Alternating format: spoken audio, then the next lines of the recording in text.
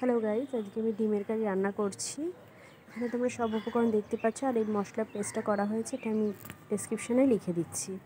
কড়াইটা গরম হয়ে গেছে, তাই তেল দিয়ে দিয়েছি। সিদ্ধ করে রাখা আলু টুকরো দুটো আমি ভেজে নিচ্ছি, লাল লাল করে ভেজে নিচ্ছি। আমার আলুগুলো ভাজা হয়ে গেছে, এবার তুলে নিয়েছি। এবার ওইখানে ওই তেলের মধ্যে আমি ডিম দুটোকে ভেজে নিচ্ছি। ডিম দুটো ভাজা হয়ে গেছে, ডিমটা তুলে নিয়েছি। এবার ওই তেলের মধ্যেই জিরে ফোড়ন দিয়ে দিয়েছি। এবার কুচি করে রাখা রসুন পেঁয়াজ কুচিগুলো দিয়ে ভালো করে নেড়ে নেব।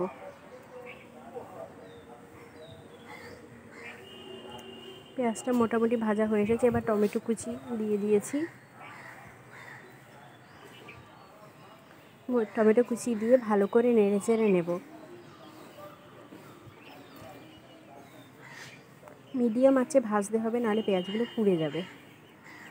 পেঁয়াজ ভাজা হয়ে এসেছে, এবার তার মধ্যে কুচি করে রাখা লঙ্কাগুলোকে আমি দিয়ে দিয়েছি।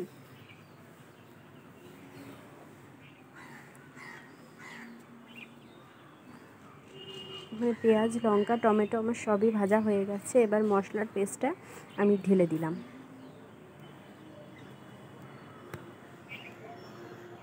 ভালো করে হালকা করে নেড়ে চেড়ে দিচ্ছি, মশলাটা যেন লেগে না যায়। মশলা আমার পুরো কষা হয়েই গেছে। এবার আগে থেকে করে রাখা গরম জলটা মশলার মধ্যে ঢেলে দেব। জলটা ফুটে এসেছে, এবার এর মধ্যে ডিম আর সেদ্ধ করে রাখা আলুটা দিয়ে দিচ্ছি। ডিমের কারিটা প্রায় ফুটে এসেছে, এবার অল্প একটু গরম মশলা দিয়ে ডিমের কারিটি সার্ভ করব।